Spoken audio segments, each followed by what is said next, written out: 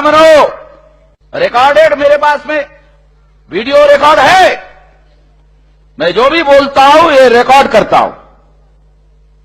Police वालों को चाहिए तो मैं खुद ही देता हूं,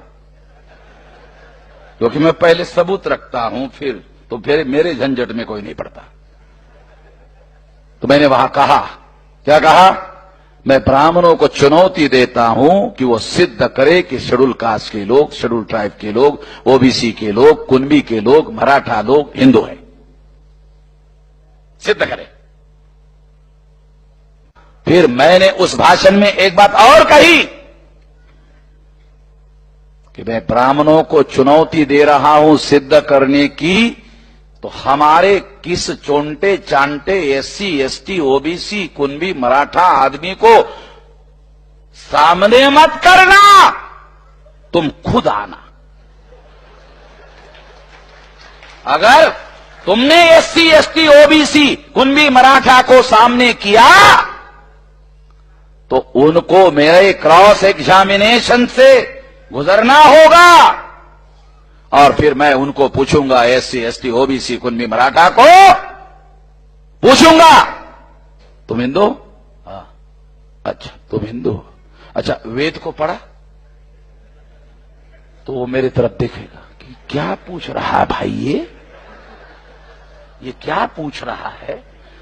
हाँ तुम नहीं समझ रहे हो, इसलिए दूसरा सवाल। अच्छा वेद को देखा? पढ़ा जरा कठिन है। देखा भी नहीं। दूर से देखा? दूर से भी नहीं देखा। साले हिंदू है तू? कहे का हिंदू है? क्रॉस एग्जामिनेशन में कोई एससी, कोई एसटी, कोई ओबीसी, कोई कुनबी, कोई मराठा हिंदू अपने को साबित नहीं कर पाएगा।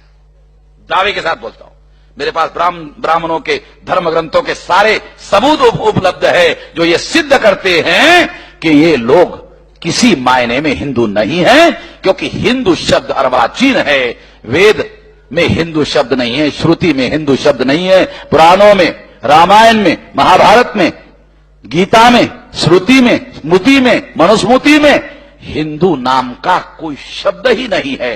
हिंदू संस्कृत का शब्द नहीं है, हिंदू हिंदी का शब्द नहीं है, हिंदू पारसी भाषा का शब्द है। अभी सुना ना आपने, सरकार कह रही है और मुसलमानों के भारत में आगमन होने के बाद आया, उसके पहले कहीं पर भी हिंदू शब्द उपलब्ध नहीं है। मुसलमानों ने अपने राजकाज में इस शब्द का प्रयोग किया। किस आधार पर कहेंगे? आप सुनकर हैरान हो जाओगे। 1 महीने के अंदर अंदर सरसंघ चालक आरएसएस ने, भागवत ने पूना में ही बड़ा कार्यक्रम किया, और बड़ा कार्यक्रम करने के बाद आरएसएस के सरसंघ चालक को जवाब देने के लिए सामने आना पड़ा, और उसने जवाब दिया। देखो बहुत खास बात बता रहा हूं। जवाब दिया। क्या कहा? जवाब दिया, कहा हम सांस्कृतिक दृष्टि से हिंदू हैं।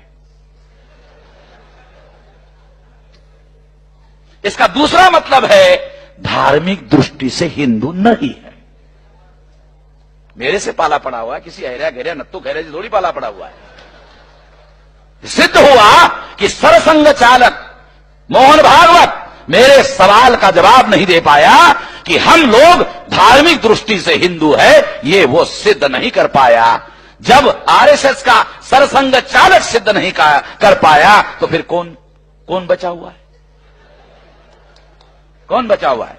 और जो बचा हुआ है उस हैरे गहरे नत्थु खैरे को मैं मानने वाला हूं?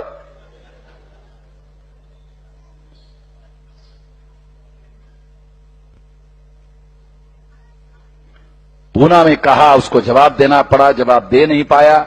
उसका जनरल सेक्रेटरी दिल्ली में गया, नवभारत टाइम्स के फ्रंट पेज पर छपकर आया। क्या कहा?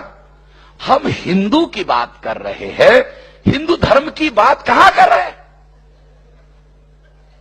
कड़ू साहब, हम हिंदू की बात कर रहे हैं, हिंदू धर्म की बात कहां कर रहे हैं? फिर मेरा मेरठ में कार्यक्रम था। मैंने कहा हम हिंदू भी नहीं है, हिंदू धर्मी भी नहीं है।